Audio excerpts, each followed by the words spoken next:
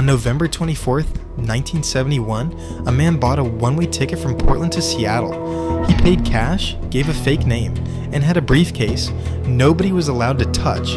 30 minutes into the flight, he handed a note to a flight attendant. The note said, "I have a bomb." The flight attendant's name was Florence Schaffner. When she read the note, she thought it was a joke. But when she looked at the man, he opened his briefcase slightly. She saw wires, red cylinders, a battery.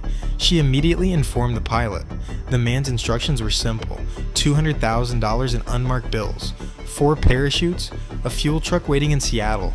The FBI was called. Seattle-Tacoma Airport was notified, and the U.S. government, and for the first time in history, agreed to pay a hijacker's ransom.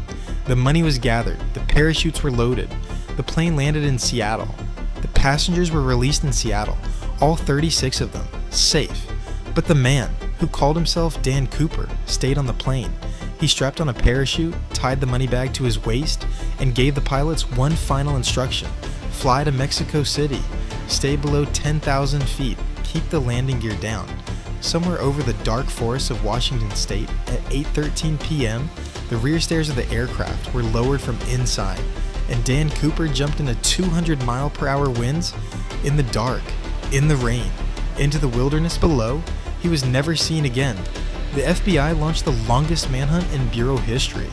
They called it NORJAC, Northwest Hijacking. Thousands of suspects were investigated. Hundreds of tips were followed. The Pacific Northwest wilderness was searched for years. In 1980, 9 years after the hijacking, a young boy found a small bundle of rotting bills near the Columbia River. The serial numbers matched: $5,800 of the $200,000. Where was the rest? Where was Cooper? The FBI investigated for 45 years, officially closing the case in 2016. Their conclusion? Unknown. Over the decades, hundreds of men were suspected of being D.B. Cooper. A man named Richard McCoy hijacked another plane just 5 months later, using the exact same method.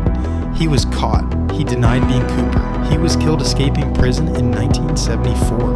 The true identity of D.B. Cooper remains officially unknown.